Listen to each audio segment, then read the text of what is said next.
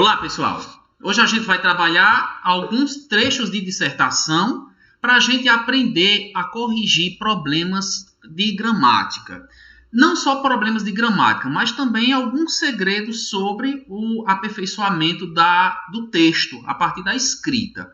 Então prestem atenção porque eu vou mostrar para vocês algumas frases e nessas frases aqui, nesses trechos de dissertação, eu vou pedir que vocês façam uma pausazinha no vídeo, olhem com calma cada uma dessas citações, esses 5 trechos de dissertação. Eu quero que vocês reescrevam no caderno, numa folha, ou pelo menos tentem decorar, tentem perceber quais são os erros que vocês vão identificar. Quando eu falo em erro, eu me refiro à norma padrão, que é o tipo de língua que a gente utiliza para dissertação. Então, analise as frases. Nós vamos agora mostrar a correção de cada uma. Dê uma olhadinha aí na primeira que diz o seguinte. Olha só, a frequência de acidentes de trânsito poderia ser evitada se a lei fosse cumprida em rigor.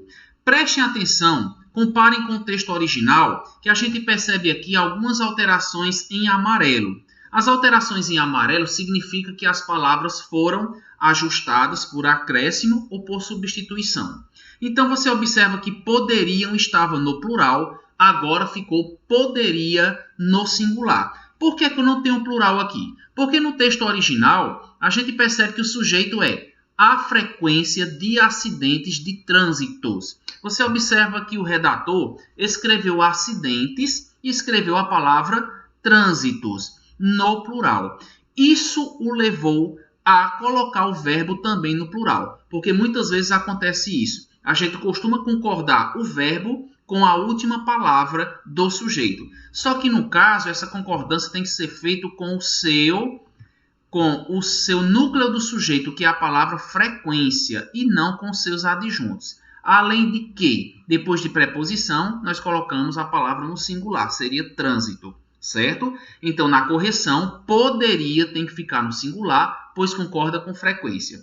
Essa frequência poderia ser evitada no feminino, porque a palavra frequência está no feminino. Se a lei fosse cumprida em rigor. Veja que nós tínhamos aqui cumprida e aqui nós temos cumprida. É o que nós chamamos de parônimos, palavras muito semelhantes na escrita, mas têm significados diferentes. Cumprida é uma medida e cumprida é no sentido dela ser concretizada, né? Em rigor e não a rigor. Aqui muita gente poderia ter percebido a questão da crase em a rigor, né? Nós não temos, na verdade, o problema que nós observamos aqui, além da questão da crase, é o fato da preposição ser em rigor, que significa rigorosamente. A expressão a rigor, sem a crase mesmo, quer dizer de acordo com algo, de acordo com o sistema. Por exemplo, a banda, o traje a rigor, né? Vestir-se a rigor, vestir-se de acordo com a ocasião. Mas em rigor quer dizer rigorosamente, é um adjunto adverbial que no caso foi a função uso nesta primeira frase aqui. No texto 2 nós temos a seguinte frase. Em tempos de pandemias, governantes inescrupulosos assistem os pacientes morrer. Então dê uma olhadinha aqui num detalhe. Em tempos de pandemia, veja que o S está em vermelho, ele deve ser retirado. Depois de preposição, usamos um termo singular, até porque nós estamos vivendo uma pandemia e não várias pandemias, ok? Então, em tempos de pandemia, governantes inescrupulosos assistem aos pacientes morrerem. Olha só o a, porque o verbo assistir na norma padrão, verbo assistir no sentido de ver, é um verbo transitivo indireto. O que é isso? Ele pede a preposição a. Então, eles assistem a algo, que no caso seria aos pacientes morrerem. No plural, porque pacientes está no plural, então o verbo faz a concordância com o seu antecessor. Na frase 3, a perca repentina do emprego deixa os desempregados muito consternados.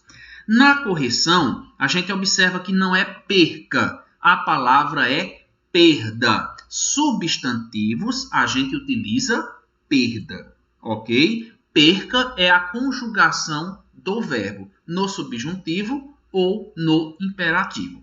Então, a perda repentina do emprego deixa. Veja que aqui estava no plural, mas agora ela tem que ficar no singular e você observa que todo sujeito está no singular.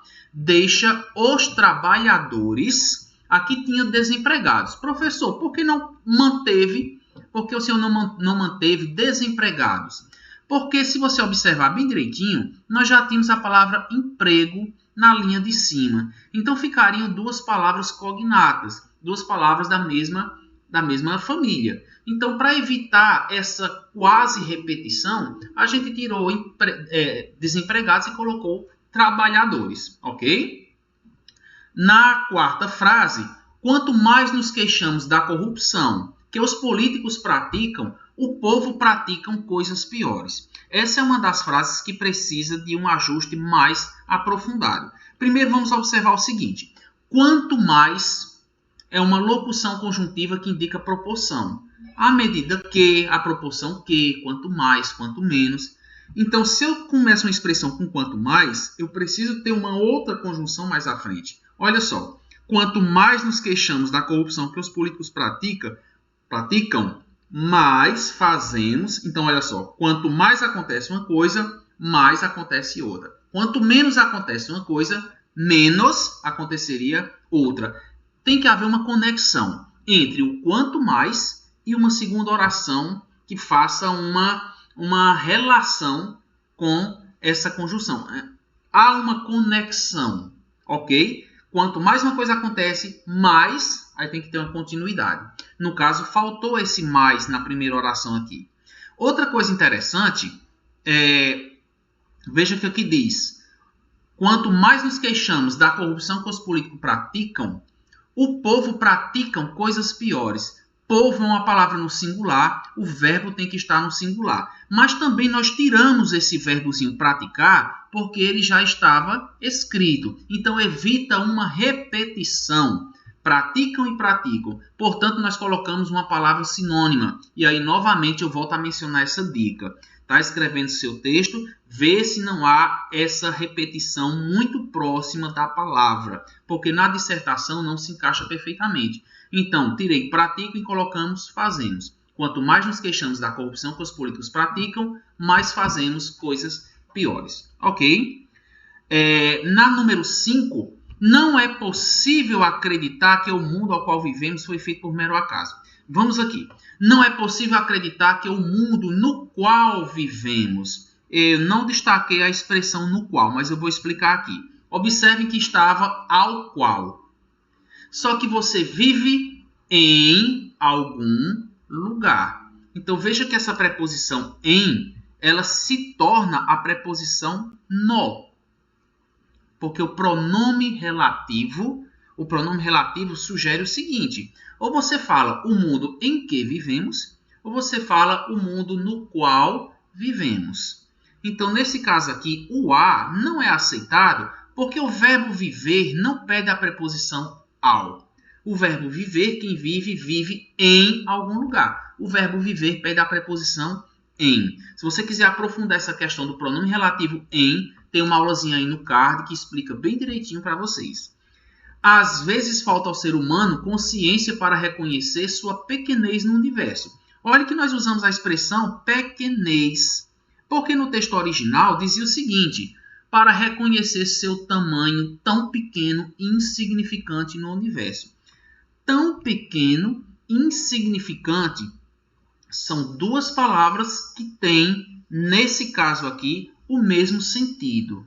Então, por serem palavras de mesmo sentido, o essencial é que você diminua o seu texto, que você procure ser mais conciso, utilizando uma expressão que possa substituir essas palavras que você mencionou. Então, nós utilizamos a palavra pequenez, que quer dizer, vem de pequeno, né? Cuidado para não colocar pequenez com ES no final, porque aí já se referia a uma raça de cão, ok? No caso aqui, pequenez desta forma mesmo com a letra Z. Certo, pessoal? Então, por meio dessa aula aqui, eu espero que vocês tenham percebido alguns detalhes de gramática que passam despercebidos, né? Principalmente a concordância, que é o que a gente viu com mais frequência, e também a necessidade de trocar palavras. Inclusive, a gente vai ter uma aula em que nós vamos trabalhar muito essa questão da alternância do vocabulário, né? Para deixar o seu texto melhor exposto. Ok? Então, por hoje é só e a gente se vê numa próxima aula. Até mais!